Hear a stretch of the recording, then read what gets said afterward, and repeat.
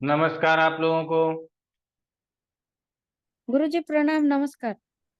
प्रणाम विद्या भारती। नमस्कार गुरु जी, नमस्कार। प्रणाम गुरुजी। नमस्कार। प्रणाम अनुराधा जी। गुरु जी प्रणाम। बदलानी बदलानी जी प्रणाम। प्रणाम सर। प्रणाम कुमार जी। विद्या भारती कहाँ थी तुम? गुरुजी वो मेरे बेटे का मायके में जो एडमिशन हुआ था, यहाँ पे उनका जहाँ ट्रांसफर हो गया उधर हो गया, तो शिफ्टिंग इधर उधर हो ऐसे हो गया था तो। तुम्हारे बेटे का मायके में जो एडमिशन हुआ था वो हाँ, केभी में जो उधर हुआ था, इधर भी वेटिंग में आया था, वो हो गया तो फिर इधर आ गए हम दोनों। प्रणाम गुरु जी। पता और नहीं, चलो। भाई का भी वो अच्छा, शादी वगैरह फिक्स हुआ, तो उसके चक्कर में व्यस्त हो गए सर। चलो अच्छा है नमस्कार भाई। सर। नमस्कार प्रीति जी। हिमाक्षी नमस्कार। तो आशुतोष प्रधान जी नमस्कार। जीवेश, कहाँ तुमने एचओडी पकड़ लिया है यार? गुरु जी ने पूछ लिया उनसे, तो उन्होंने वो लिखा तो समझ में आया गुरु जी। अब ध्यान से पढ़ा क्या हमने समझ उसको। में आया? मेरे समझ में तो उन्होंने कुछ नहीं आया।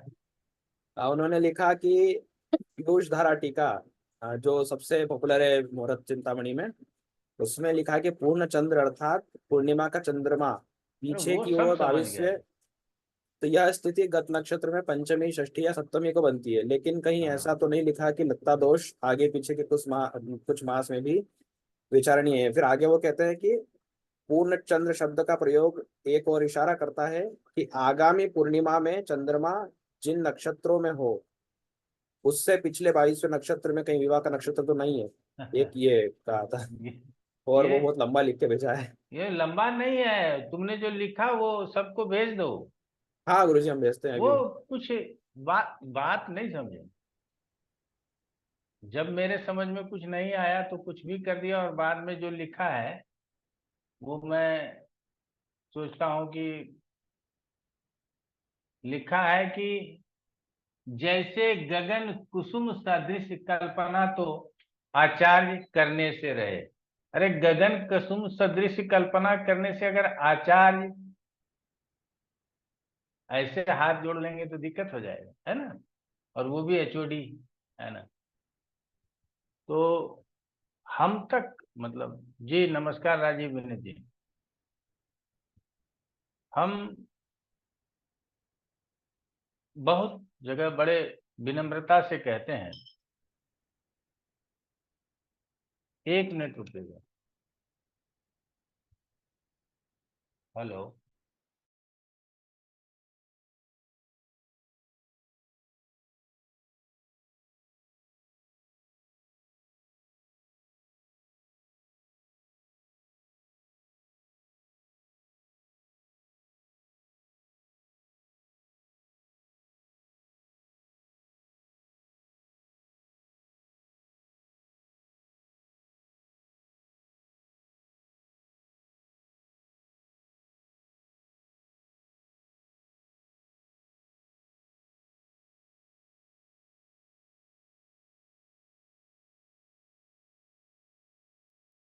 तो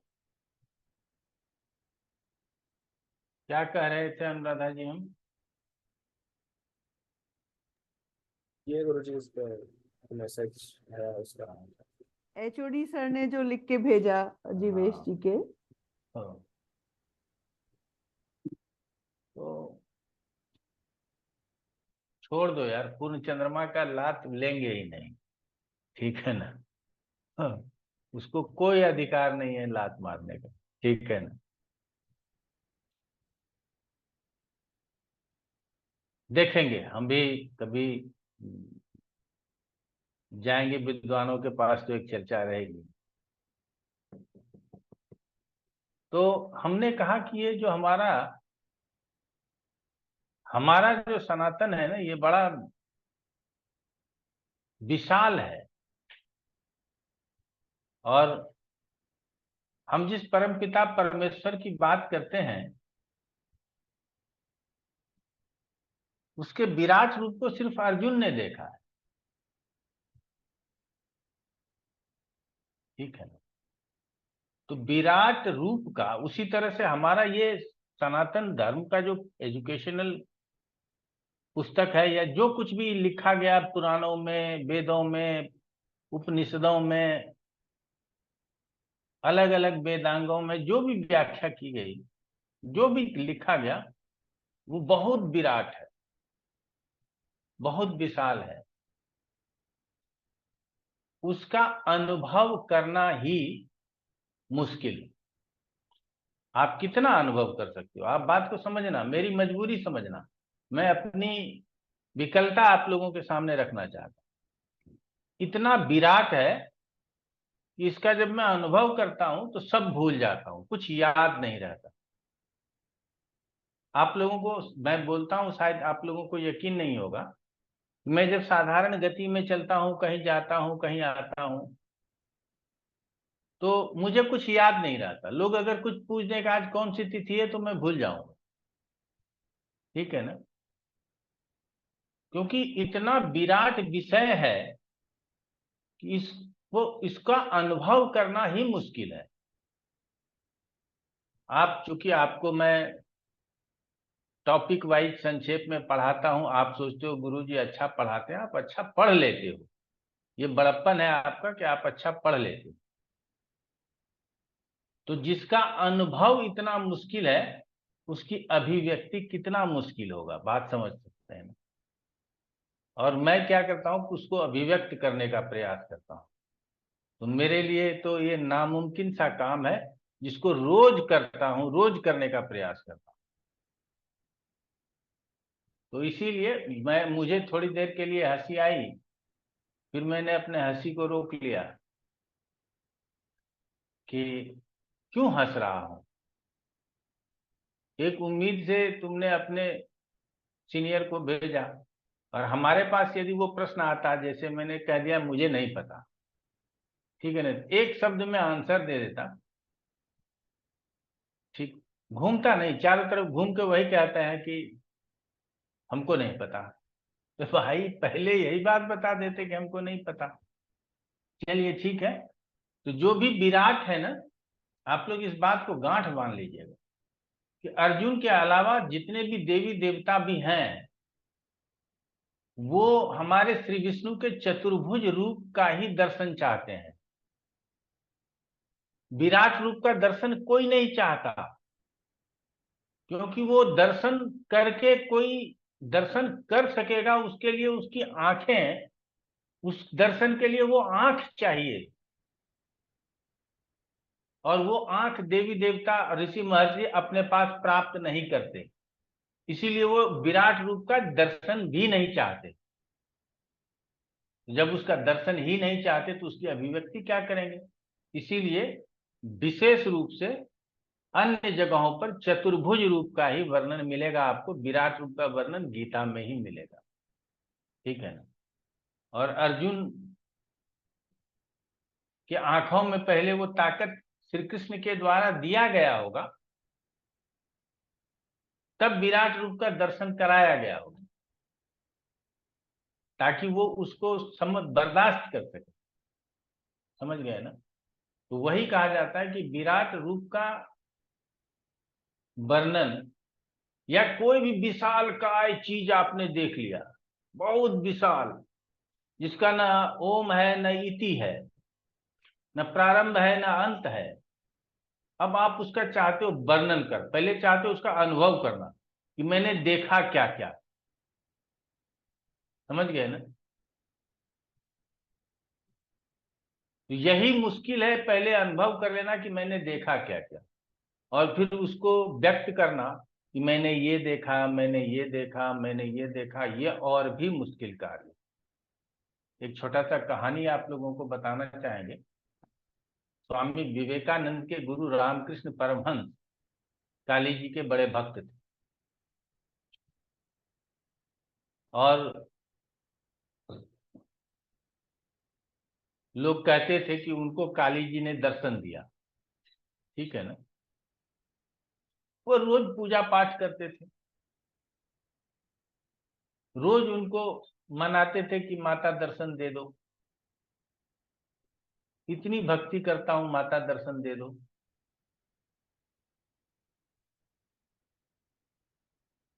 माता दर्शन देती नहीं।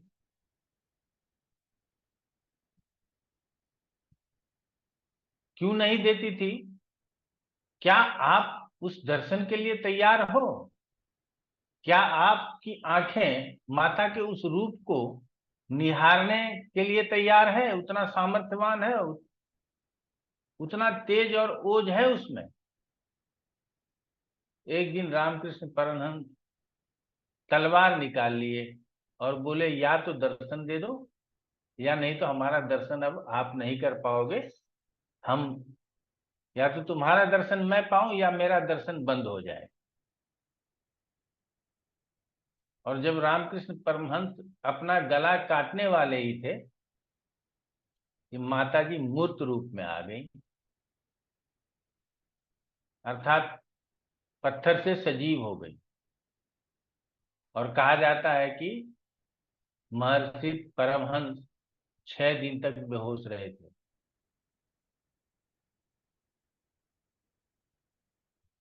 अब ये कहानी है या सच है, ये आप लोगों को समझने की जरूरत है। तो उस रूप को देख करके वो 6 दिन तक बेहोश रहे थे, उसी रूप को निहारते रहे थे।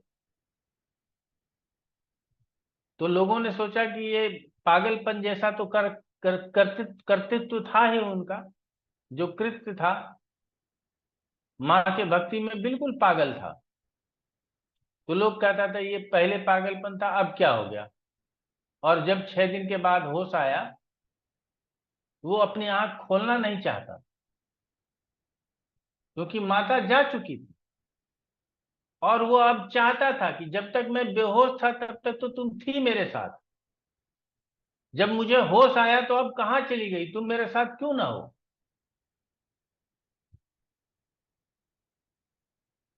तो कहता है कि वो उसका पहला समाधि था। अब वर्णन करने वाले तो क्या क्या नहीं कर देते, ठीक है ना। तो हमने कहा कि विशाल रूप, विराट रूप, हम लोग जिस बात को कहते हैं उसका अनुभव ही मुश्किल है, तो उसकी अभिव्यक्ति और भी मुश्किल है। इसीलिए हमारे लिए मैं रोज अनुनय विनय करता हूँ, भगवान से प्रार्थना करता हूँ, कुछ सीखूं, कुछ सिखाऊं।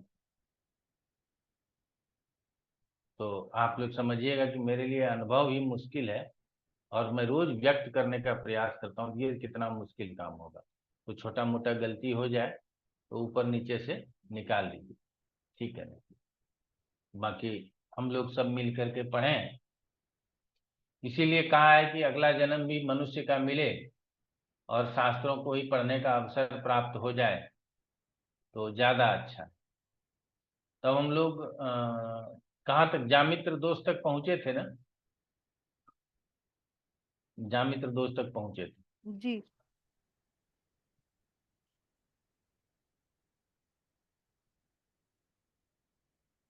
तो जामित्र दोष के बाद कौन सा दोष है? एकार्गल दोष।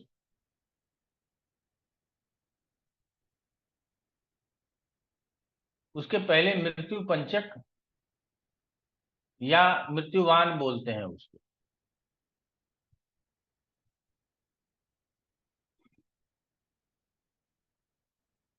तो मृत्यु पंचक या बाण बोलते हैं उसको, हम लोगों को समझना है।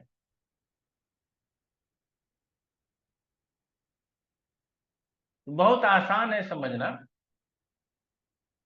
कि किसी भी राशि में सूर्य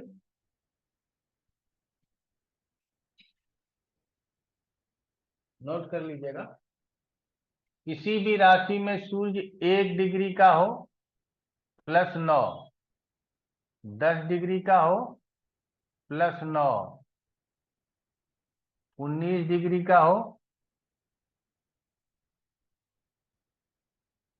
+9, 28 डिग्री का हो। तो 1 डिग्री का, 10 डिग्री का, 19 डिग्री का और 28 डिग्री का यदि सूर्य किसी भी राशि में हो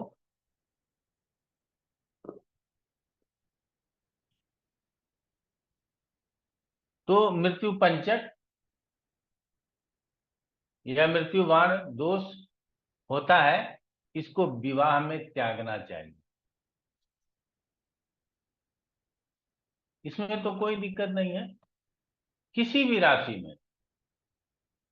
अच्छा, तो क्या इसको लग्न शुद्धि करने में यूज करके छोड़ देना चाहिए? नहीं, इसको उसके पहले ही यूज करना चाहिए और समझना चाहिए। ठीक है, तो हमको उम्मीद है कि ये समझ गए होंगे आप लोग। अब ये क्यों है एक में नौ नौ, ये जोड़ा मैंने आसान कर दिया कि एक याद रख लेना, उसमें 9 प्लस करते रहना 28 तक, उसके बाद 9 जोड़ोगे तो 30 से आगे चला जाएगा, तो उतनी डिग्री एक भाव में होती नहीं है, इसीलिए 28 तक ही गया है। तो 1 डिग्री का हो, 10 डिग्री का हो, 19 डिग्री का हो, 28 डिग्री का हो, तो सबका सबको जोड़ करके न्यूमरोलॉजी क्या पढ़ाते हैं? एक एक हो गया, रूट एक नंबर 1। Root number 1। ठीक है ना? हाँ जी। तो ये जो एक हो गया ना, ये गड़बड़ है। किसी भी राशि में सूर्य का भोगांश का योग न्यूमरोलॉजी के अनुसार यदि एक हो जाए तो मृत्युवान या मृत्यु पंचक कहते हैं। उस तिथि को शादी नहीं करनी चाहिए। क्लियर हो गया? ये बड़ा साधारण सा था, समझ में आ गया। आगे एकार्गल और या अथवा खारजूर दोष बताते हैं।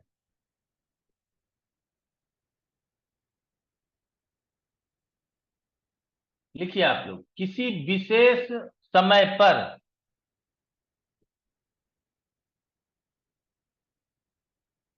किसी विशेष समय पर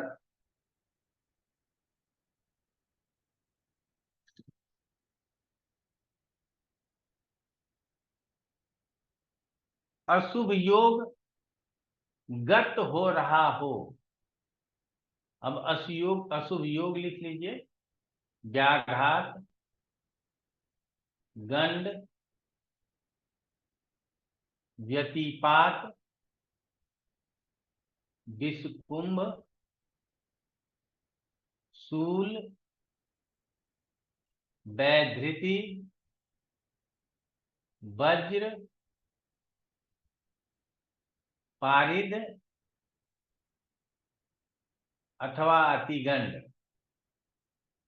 तो किसी विशेष समय पर यह योग चल रहा हो और उसी समय सूर्य के नक्षत्र से चंद्रमा का नक्षत्र और उसी समय पर सूर्य के नक्षत्र से चंद्रमा का नक्षत्र विषम स्थान में हो। विषम स्थान बोल रहा है, विषम राशि नहीं बोल रहा है।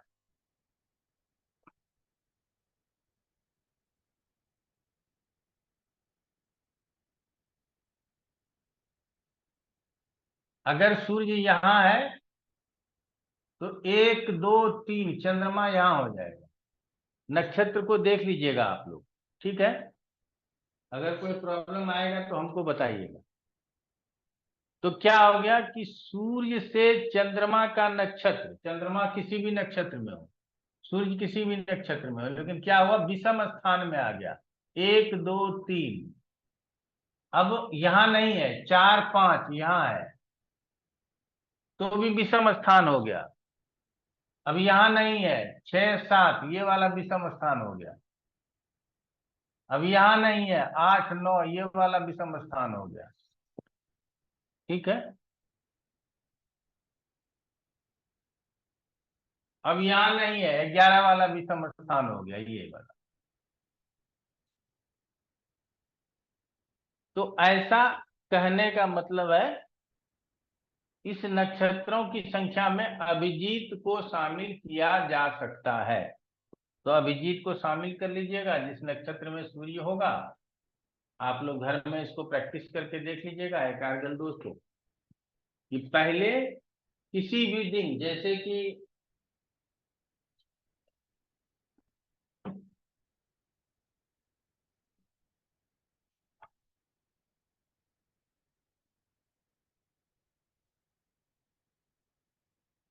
आज कितना तारीख है?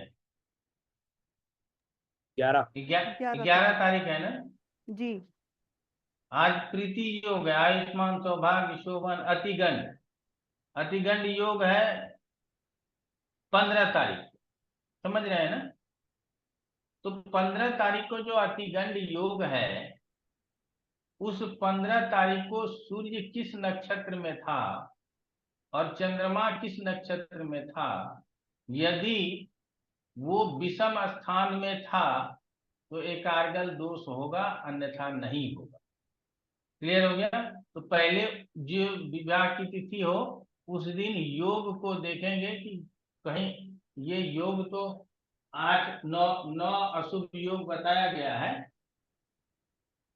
ठीक है ना। व्यतिपात व्याघात आदि 9 अशुभ दोष बताया गया है। तो उन अशुभ योग, उन अशुभ योगों में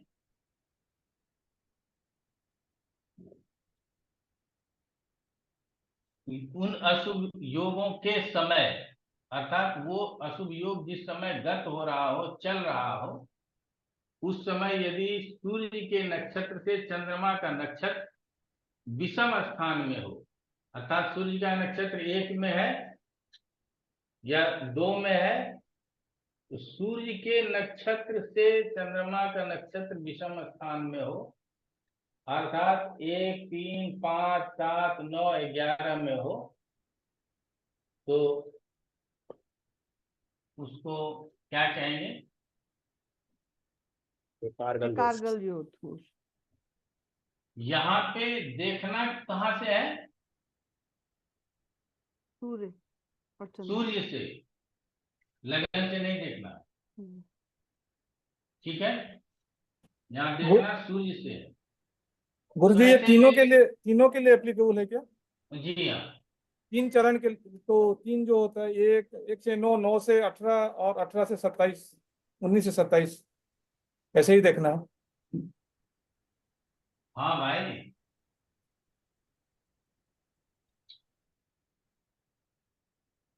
आप अभ्यास करके आइएगा, हमको बताइएगा, कोई दिक्कत होगा तो सॉल्व किया जाएगा।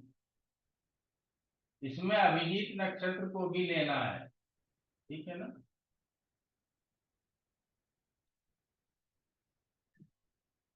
आगे बढ़ ले।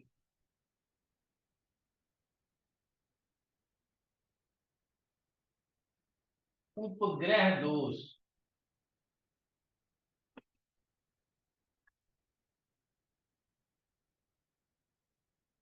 लिखिए, सूर्य के नक्षत्र से चंद्रमा के नक्षत्र को गिनना है, गणना करनी है। सूर्य के नक्षत्र से चंद्रमा के नक्षत्र तक गणना करें।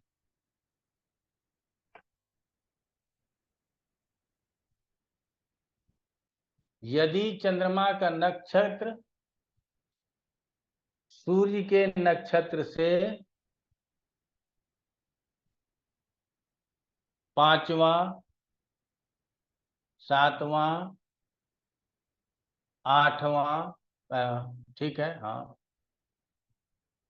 10वां, 14वां, 15वां, 18वां, 19वां, 21वां, 22वां,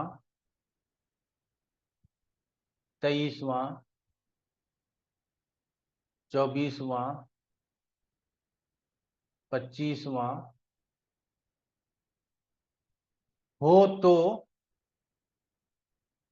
उपग्रह दोष लगेगा, और इसको भी विवाह के समय में वर्जित माना गया है। तो यहां भी गणना कहां से करना है? तो सूर्य के नक्षत्र से गणना करना है, और चंद्रमा जिस नक्षत्र में हो वहां तक गणना करना है।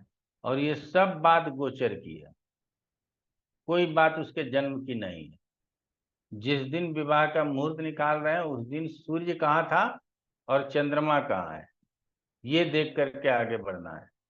क्लियर हो गया। तो उपग्रह दोष एकार्गल दोष के ही तरह थोड़ा सा मिलता जुलता है, उपग्रह दोष, इसको समझने की जरूरत।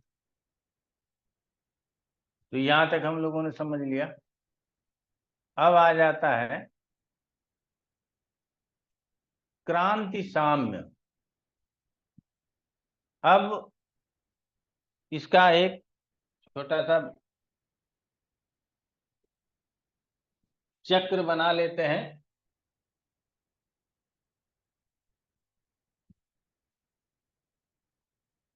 न पंच सलाखा है न सप्त सलाखा है,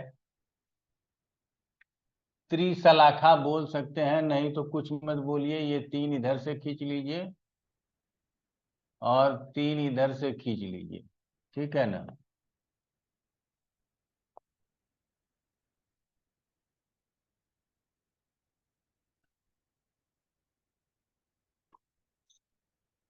अब हो गया। और यहां से शुरू कीजिए, मेष उल्टा चलना है। वृष, मिथुन,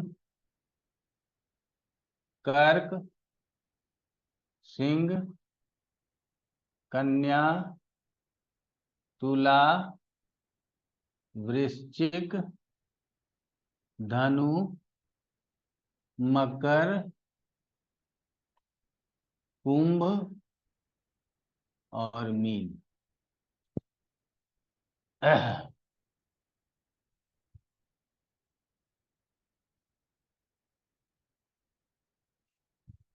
ये क्या है? क्रांति साम्य।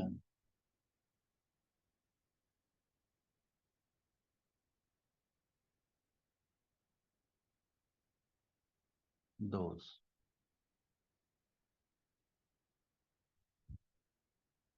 ये भी सूर्य एवं चंद्रमा के ऊपर निर्भर करता है।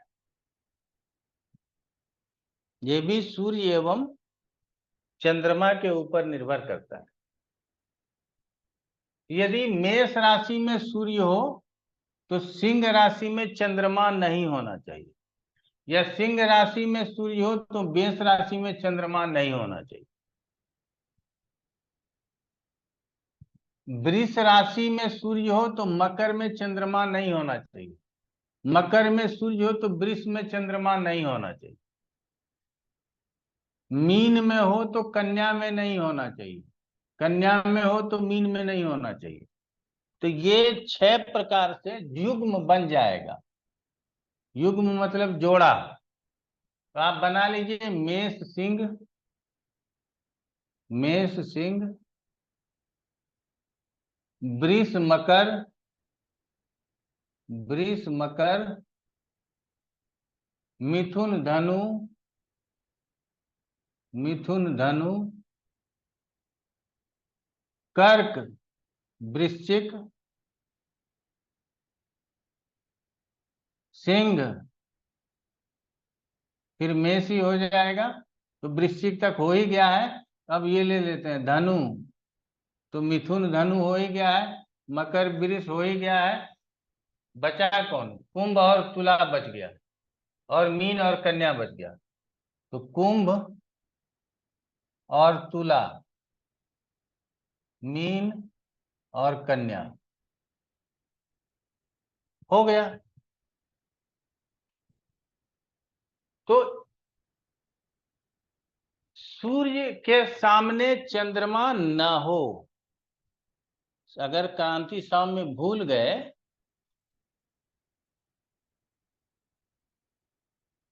तो पूर्णमासी को शादी नहीं होना चाहिए। समझ रहे हैं ना? ये गड़बड़ हो जाएगा। यहां तो यही समझ में आया, बाकी हमको और कुछ समझ में नहीं आया। आगे देखेंगे इसको समझने का। क्रांति साम्य दोष लग जाएगा यदि हम पूर्णमासी को शादी करते हैं, ठीक है। बाकी ये पढ़ाया गया इसीलिए मैं बता रहा हूं, आगे चल करके देखेंगे, या फिर जीवेश जोशी अपने प्रधाना हेड ऑफ द डिपार्टमेंट से पूछेगा कि क्या पूर्णिमा के दिन शादी करना चाहिए या नहीं। ये प्रश्न ये नहीं लिखना कि क्रांति साम्य के वजह से दिक्कत है, लिखना क्या पूर्णिमा तिथि को शादी किया जा सकता है या नहीं, ठीक है। अभी मैं तिथि के बारे में चर्चा करूंगा, तो आगे मैं देखता हूं और कोशिश करता हूं तिथि लेने का। अगर जल्दी से आ जाता है तो ठीक है। तिथियों में लिखा गया है दूसरा, तीसरा, पांचवा, सातवां, 10वां, 11वां, 13वां तिथि अति शुभ होता है। तो इसमें तो भाई 15वां तिथि और 30वां नहीं लिया गया, ना अमावस्या लिया गया, ना पूर्णिमा लिया गया। समझ गए? तो अब वो घूम जाएंगे, वो कहेगा कि कहाँ कहाँ से क्वेश्चन लाता है ये। समझ गए ना? तो ऐसा कुछ मत पूछना, ठीक है ना? कोई बात नहीं। जो समझ में नहीं आएगा वो जरूर पूछना, जो समझ में आ जाएगा उसको पूछने की क्या जरूरत है। क्योंकि ना इस विषय पर मैं, इसीलिए मैंने आप लोगों को उदाहरण दिया कि मुझे ना थोड़ी देर के लिए हंसी आई। मैंने सोचा कि मैं अपने ऊपर हंस रहा हूं, मैं जीवेश के जो एचओडी थे उसके ऊपर नहीं हंस रहा था। मुझे खुद के ऊपर हंसी आ रही है कि इसकी विशालता को जानता हूं, और बहुत कुछ ऐसा है कि ऐसा क्यों कहा, अब इसका जवाब ही नहीं है। जैसा है यथावत याद रखो, ठीक है? अच्छे अच्छे मतलब विद्वान को इसको इस चीज का पता नहीं है कि इसमें 9 क्यों जोड़ा, इसमें 6 क्यों जोड़ा, इसको 3 जगह पे क्यों रखा, इसको 5 जगह पे क्यों रखा। ऐसा आप देखेंगे जब आप वैदिक गणित पढ़ेंगे हमारे इसमें। तो चलिए ठीक है। तो ऐसे में जो है सो हम लोगों को जो जैसा है वैसा ही याद रखें। हो कोई ऐसा इसका, हमने जैसे कि अभी बताया कि 1, 10, 19, 28, 28 के बाद नहीं लिया। क्यों नहीं लिया? क्योंकि भाई राशियां तो 30 ही तक होती है, ये तो समझ में आ गया। लेकिन अब 9 का अंतर क्यों लिया, ये मेरे समझ में नहीं आता। ठीक है ना? कि 9 डिग्री का अंतर है, 1 डिग्री पर है, दूसरा 10 डिग्री पर है, तीसरा 19 डिग्री पर है। तो ये 9 डिग्री का अंतर एकारगल दोष में क्यों लिया? एकारगल है ना, कौन सा है? मृत्यु पंचक। हाँ मृत्यु, कारगिल, नहीं नहीं मृत्यु, मृत्यु पंचक, सॉरी। हाँ मृत्यु पंचक, ठीक है ना? तो गुरुजी ऐसा मैं क्यों बोलूं? लिया? जी बोलिए। मुझे थोड़ा सा समझ में आया मैथमेटिक्स के हिसाब से। गुरुजी 9 ग्रह है और सूर्य एक दिन में 1 डिग्री चलता है, तो अपने स्थान पे आने पर 1 डिग्री से वापस 9 में आने पर, इसलिए 9 लिया। फिर वहां से 9 से चला, 1 से 9 पे आया, मैंने 10 आया, 10 से फिर आगे, मतलब वो हर ग्रह सूर्य से चला सारे ग्रहों को पार करके।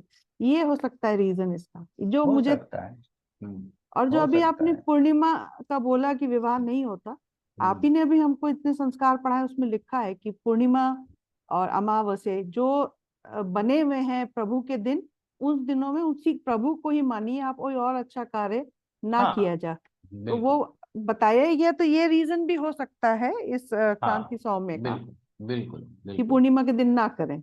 बिल्कुल। ये समझने के लिए, इजी करने के लिए ये लकीर डाल दिया गया, ठीक है ना? और कुछ नहीं किया गया।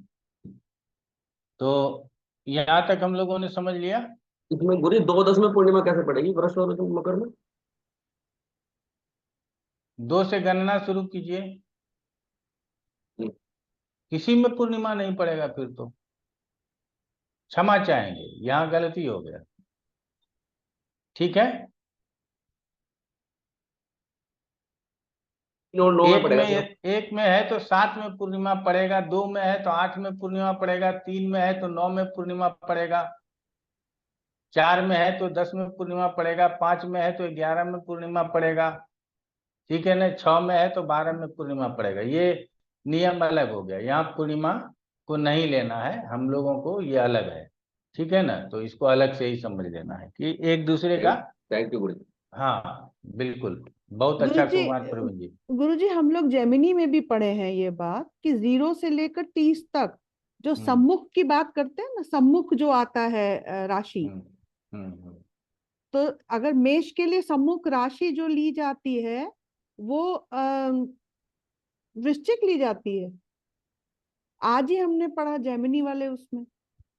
हो सकता है, मुझे ध्यान मतलब नहीं जैसे है। कायदे से मेष के सामने तुला होनी चाहिए, फर्स्ट तुला चंद्र। होनी चाहिए, इसीलिए यहाँ पे पूर्णिमा वाला जो हमारे दिमाग में कहाँ से आ गया कि सामने आमने है तो पूर्णिमा ले लेते हैं, नहीं लेकिन गुरुजी सही कह रहे हैं आप, जब इधर से एक साइड से ग्रह चल रहा है तो दूसरा भी तो चल रहा है ना, सभी तो सर्कुलर मोशन में है।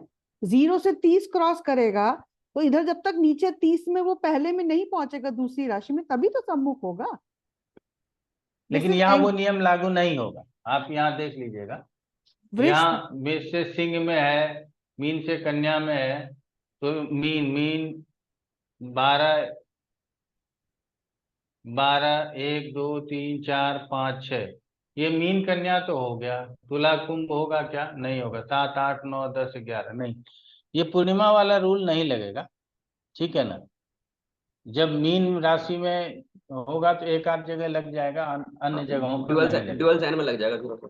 हाँ ठीक है ना, अन्य जगहों पर नहीं लगेगा, तो इसीलिए इसको ऐसे ही समझेंगे। चलिए अच्छा है। तो उपग्रह दोष भी समझ लिया हम लोगों ने, क्रांति सौम्य भी समझ गया। अब है दग्धा तिथि। तो दग्धा तिथि में तिथि याद रखना सरल है, लेकिन सौर मास याद रखना मुश्किल है। सौर मास आप लोगों को बता देंगे, ठीक है ना। सौर मास किसे कहते हैं, कैसे कैसे आप समझते हैं? एक राशि से दूसरी, हाँ, एक सूर्य राशि एक से राशि से दूसरे में दूसरी चेंज। राशि से जब हाँ, जाता तो एक 14 सूर्य का तारीख से एक सौर मास, संक्रांति से दूसरी है। हाँ। संक्रांति। दूसरी संक्रांति तक, ठीक है, संक्रांति। बढ़िया है, समझ लिया आप संक्रांति टू लोग। संक्रांति सूर्य हाँ मास। हाँ, संक्रांति सौर मास हो गया। हम्म। चलिए ये ठीक है।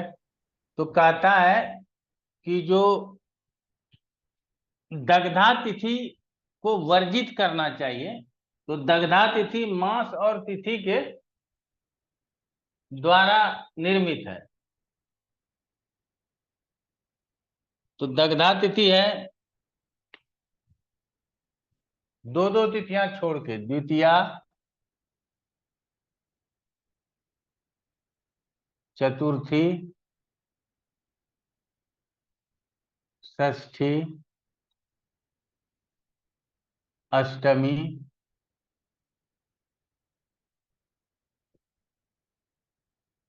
दसवीं और द्वादशी। लेकिन ये हर महीने का नहीं है। अब यहां लिख लीजिएगा, ये तिथि हो गया, और इधर सूर्य लिख लीजिए। सूर्य कहाँ हो, तो द्वितीया तिथि हो तो सूर्य धनु और मीन में हो, धनु और मीन में हो। चतुर्थी तिथि हो तो वृषभ और कुंभ में हो, वृषभ और कुंभ में हो। षष्ठी तिथि हो तो कर्क और मेष राशि में सूर्य हो, कर्क और मेष राशि में सूर्य हो। अष्टमी तिथि हो तो मिथुन और कन्या राशि में सूर्य हो।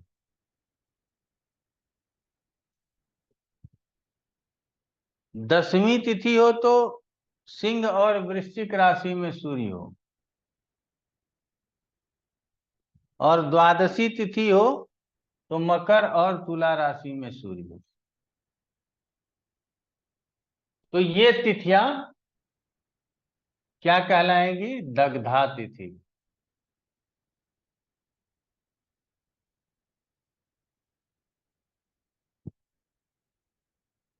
तो इसमें जिस मास में शादी होगा उसी का लेंगे, बाकी का नहीं लेंगे, समझ रहे हैं ना।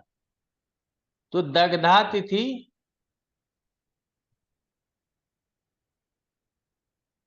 समतिथि। का परहेज हम लोगों को करना है, वो इसी तरह से है, इसको इसी तरह से याद रखने की जरूरत है।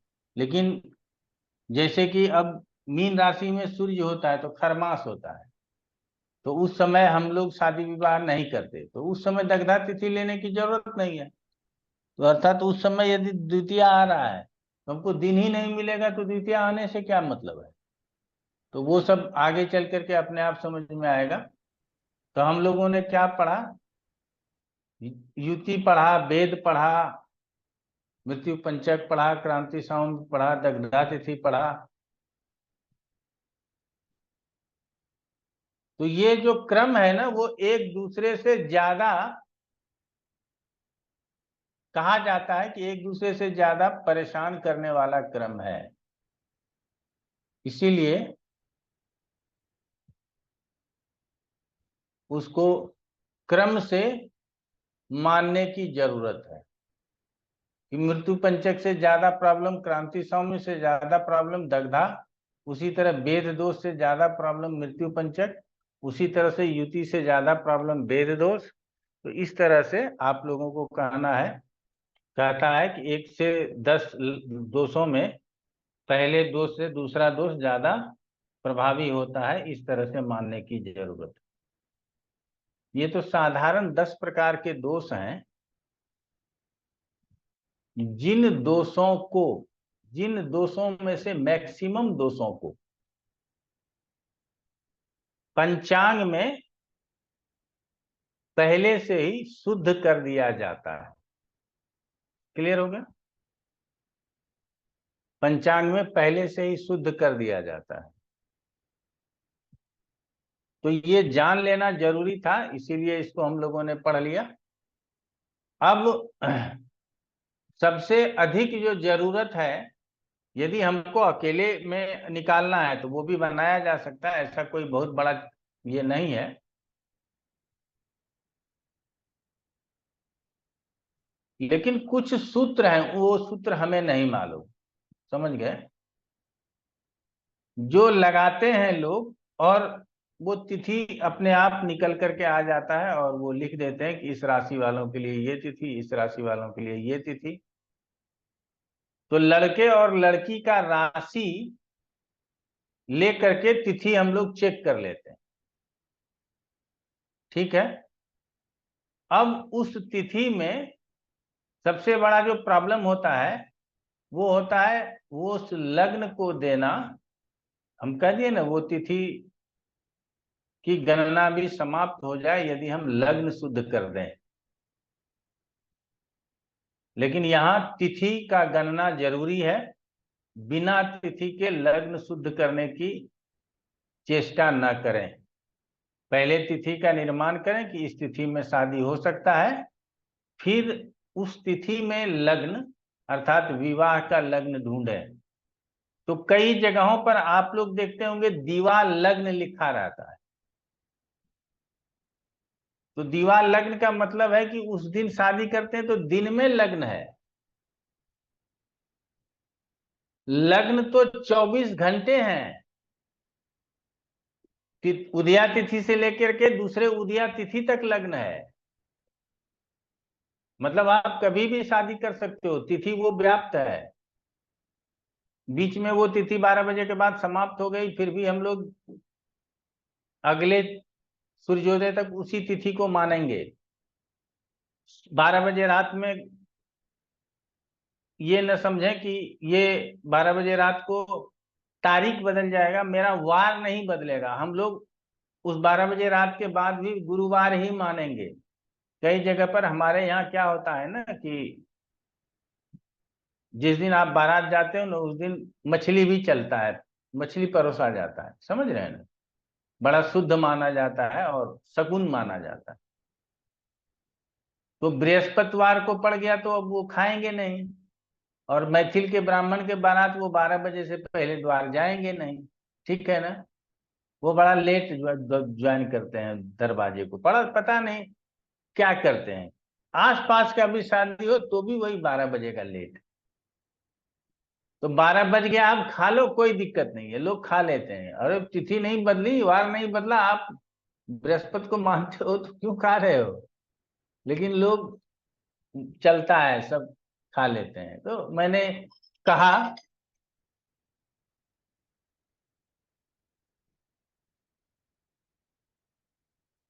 1 मिनट समय लेंगे आप लोग।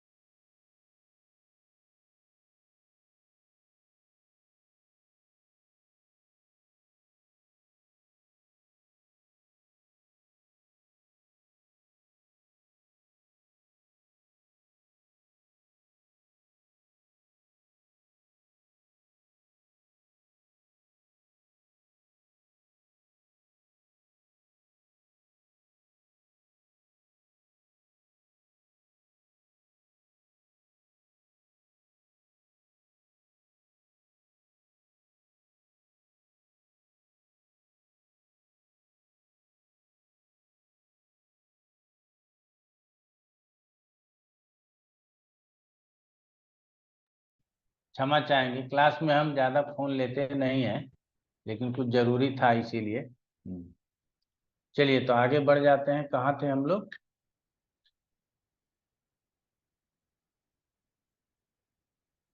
जीवेश बताओ, कहाँ पढ़ रहे थे, क्या पढ़ रहे थे? गुरुजी दग्ध तिथि पढ़ रहे थे। दग्ध तिथि दग्ध तिथि, हाँ। हम्म। तो उसी तरह से राशि के अनुसार हम लोग दग्धा तिथि को लेंगे, ठीक है ना? अब कहा जाता है कि इसके अलावा भी कई ऐसे परिहार हैं जो ज्योतिषियों को देखना चाहिए, ठीक है? तो हमने लग्न की चर्चा की, दिवा लग्न की चर्चा कर रहे थे। कि दिवा लग्न है और हमको शादी रात्रि में करना है, दिन में तो करना नहीं, तो रात्रि का लग्न ढूंढना पड़ेगा। लेकिन पंचांग में क्या करेगा, दिवा लग्न लिख करके छोड़ देगा। अब आपको रात्रि में शादी करना है, 2 बजे रात में शादी करना है, हम लोगों में तो वो 2-3 बजे से पहले शादी होता ही नहीं, कहता है शुरू हो गया जहां से वहीं से मान्यता है, लग्न वही बन गया, वो अलग हो जाता। ठीक है ना? तो जिस लग्न में कहा गया है सिंदूरदान कह लें या फेरे, कई जगहों पर सिंदूरदान का विशेष महत्व है और कई जगहों पर फेरों का विशेष महत्व। ठीक है ना? पंजाब आदि प्रांत में ना फेरे पड़ने हैं, बस वो उसका महत्व है, वो सिंदूर आदि का बहुत महत्व नहीं है, महिलाएं लगाती भी नहीं है। ठीक है ना? तो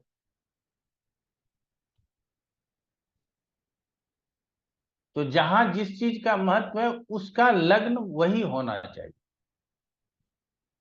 तो हम लोगों को लग्न शुद्ध करने के समय वो जो वेद दोष वगैरह बताए हैं वो आ जाएगा आपके सामने, समझ रहे हैं ना? कि सप्तम स्थान का वेद नहीं होना चाहिए, सप्तम में ग्रह नहीं, लग्न में भी कोई अशुभ ग्रह नहीं होना चाहिए। तो आगे आप लोगों को बताएंगे कि कहाँ कहाँ कौन कौन सा ग्रह होना चाहिए। तिथि क्षय और तिथि क्षय और तिथि वृद्धि नहीं लेना है। युगादि तिथि मनवादि तिथियों को नहीं लेना है, अगर वो आ भी रहा है तो भी उसको परहेज करना है। तो ये सब परहेज पंचांग करके हमको नहीं देता है।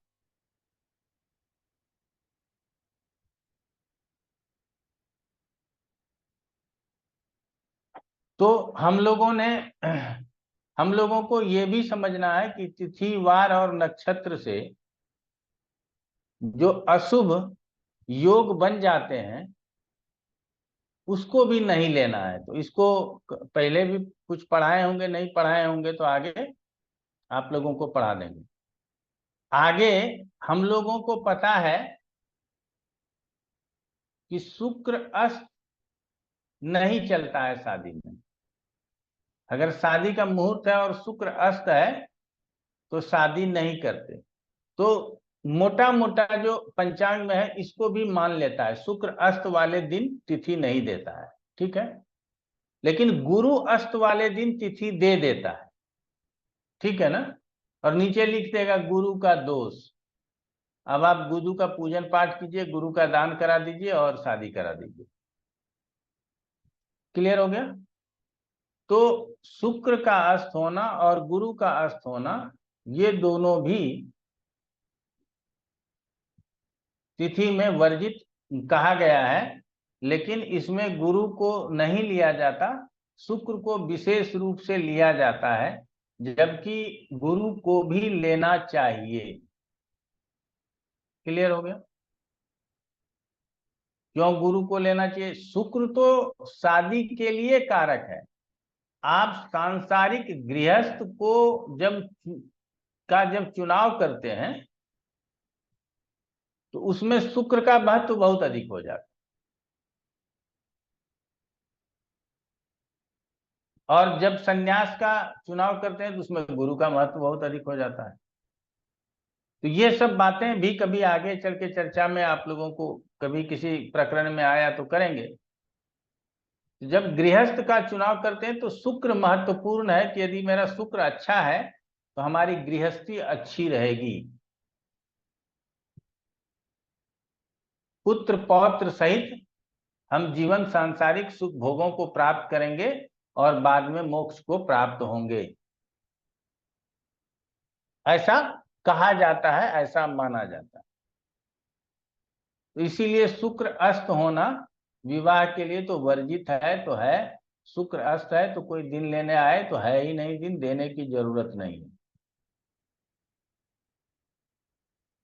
तिथि क्षय, तिथि वृद्धि, नक्षत्र गंडांत, लग्न गंडांत, और तिथि गंडांत। तो ये तीनों चीज आप लोग जानते होंगे, नहीं जानते होंगे तो हमसे पूछ लीजिएगा अगले क्लास में। लग्न गंडांत, तिथि गंडांत और नक्षत्र गंडांत। क्लियर हो गया?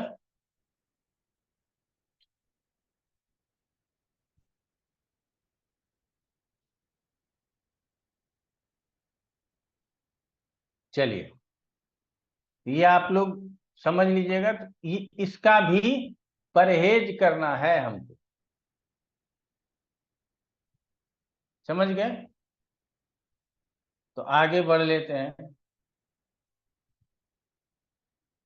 किसी भी ग्रह के संक्रांति का दिन चंद्रबल कमजोर हो जाएगा। अगर संक्रांति हो गई, तुरंत हो गई, तो चंद्रबल कमजोर हो जाएगा। तो इसमें आगे चल करके इस विषय को समझेंगे। तो संक्रांति हुआ तो कोई ना कोई ग्रह कमजोर हो गया। आप समझ रहे हैं ना कि वो अवस्था बल जिसको पढ़ते हैं हम लोग, उसका प्रयोग यहां पर होगा। तो संक्रांति के समय कोई ना कोई ग्रह अगर संक्रांति कर रहा हो, चाहे शुक्र हो, बुध हो, गुरु हो, शनि हो, मंगल हो, तो वो कमजोर होगा उस समय।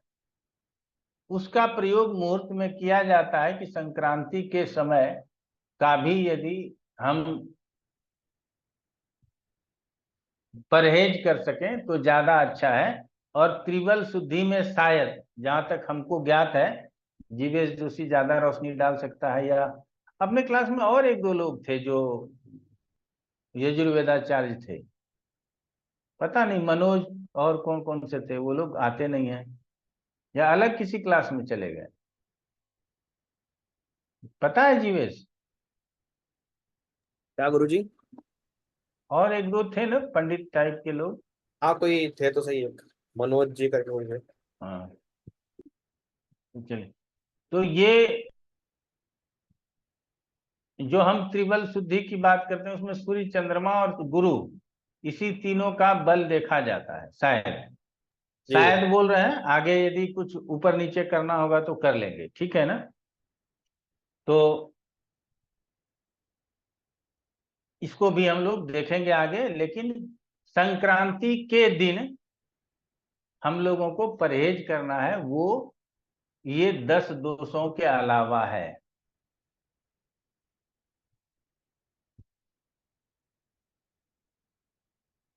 विष्टिकरण के साथ साथ स्थिरकरण का भी परहेज करना चाहिए। आप लोगों को करण स्थिर पढ़ाए हुए हैं, शकुनी, कृंतिघन, नाग, चतुष्पद, ठीक है ना? इसको ये, और विष्टिकरण का मतलब हो गया भद्रा। तो भद्रा तिथि में हम जोड़ी बंधन कैसे गांठ बांधेंगे? लड़के लड़की का जो दुपट्टा और धोती का टुकड़ा बांधा जाता है, सब में लगभग बांधा जाता है, गठबंधन जिसको बोलते हैं। वो बंधन कैसे करेंगे अगर भद्रा होगा तो भद्रा पृथ्वी पर होना चाहिए। पाताल में भद्रा है तो ले लेंगे, आकाश में भद्रा है ले लेंगे, मृत्यु लोक अर्थात पृथ्वी पर भद्रा है तो नहीं लेंगे, ठीक है? के साथ साथ स्थिरकरण, भद्रा विष्टिकरण के कारण होता है, और बाद में वो जो स्थिरकरण है, उन स्थिरकरण को भी हम शादी के लग्न के समय नहीं रखेंगे।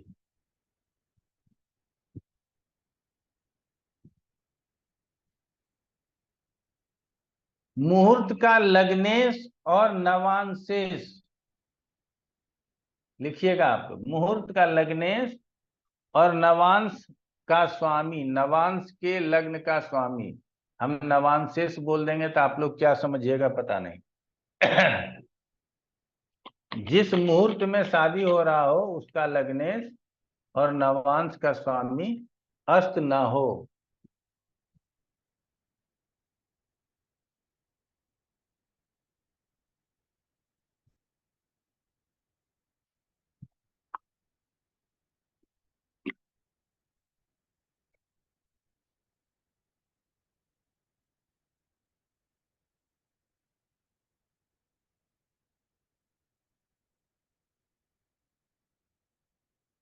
मुहूर्त का लग्नेश अशुभ ग्रहों के सट वर्ग में न गया हो।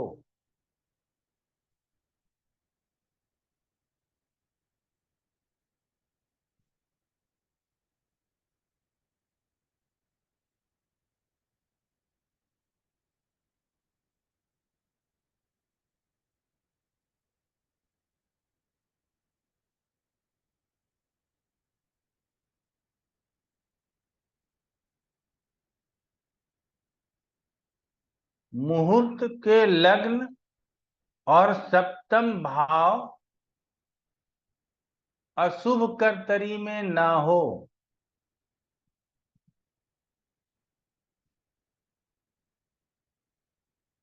गुरुजी दोबारा बोलेंगे, मुहूर्त का लग्न और सप्तम भाव, ये तो ग्रहों से रिक्त होना चाहिए, अशुभ ग्रह इसमें होने ही नहीं चाहिए। लग्न में गुरु हो जाए तो चल जाएगा, चंद्रमा भी चल जाएगा, शुक्र अकेला है तो चल जाएगा, लेकिन सप्तम में ग्रह नहीं होने चाहिए।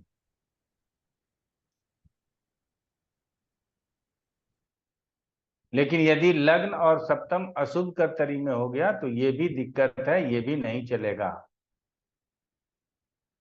या सप्तम, लग्न या सप्तम, आप लोग इस तरह से लिख सकते हैं। क्लियर हो गया?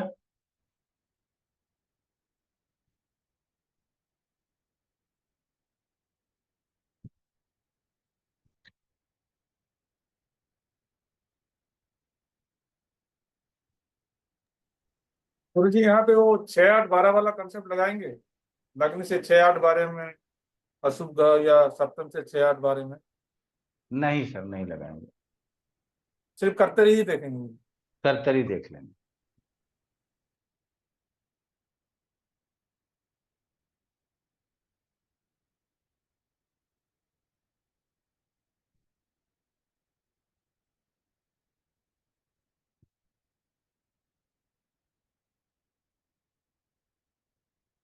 आज इतना रखते हैं। आप लोगों को कोई प्रश्न हो तो पूछें, आगे एक दिन के लिए और इस मुहूर्त को रखेंगे, फिर यात्रा मुहूर्त पर चलेंगे। ये कौन सा क्लास है? क्लास संख्या कौन सा है जीवेश जोशी? 19वां है। 19वां है। चलिए ठीक।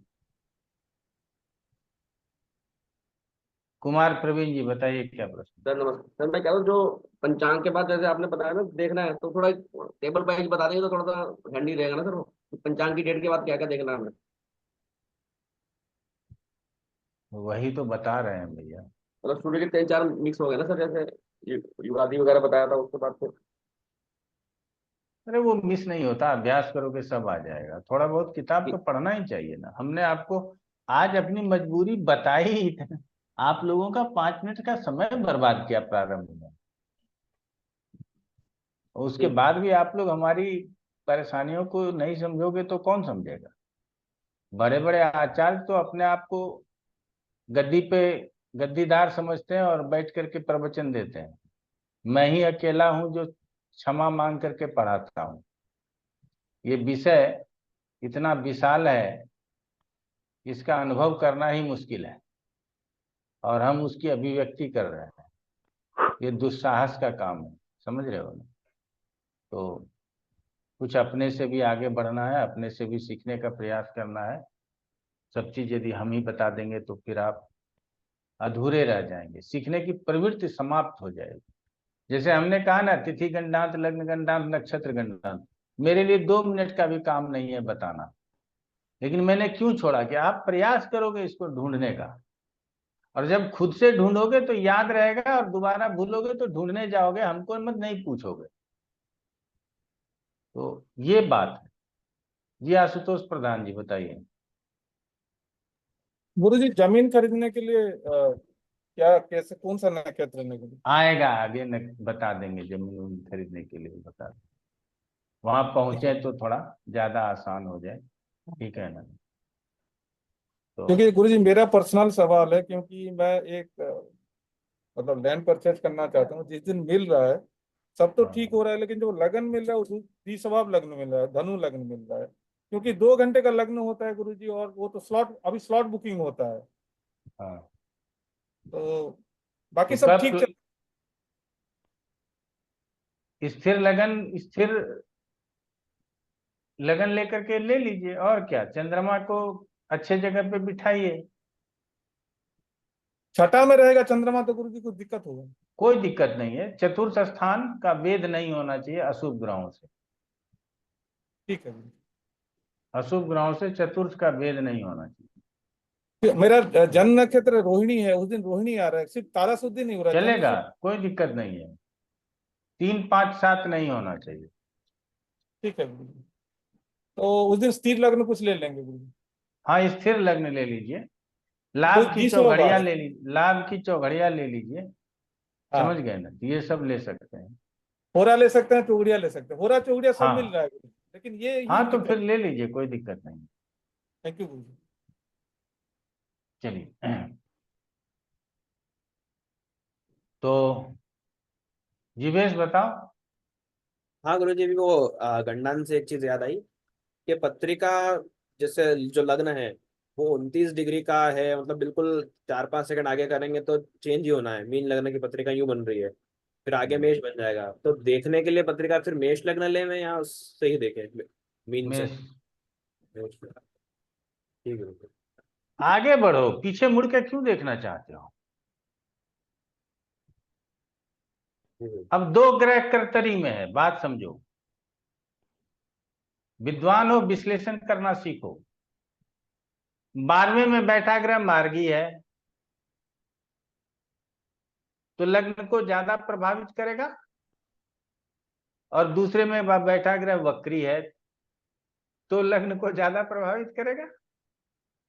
अगर दूसरे में एक बैठा ग्रह मार्गी है तो वो उधर घूम गया है, अर्थात अब वो तीसरे को ज्यादा प्रभाव डाल रहा है।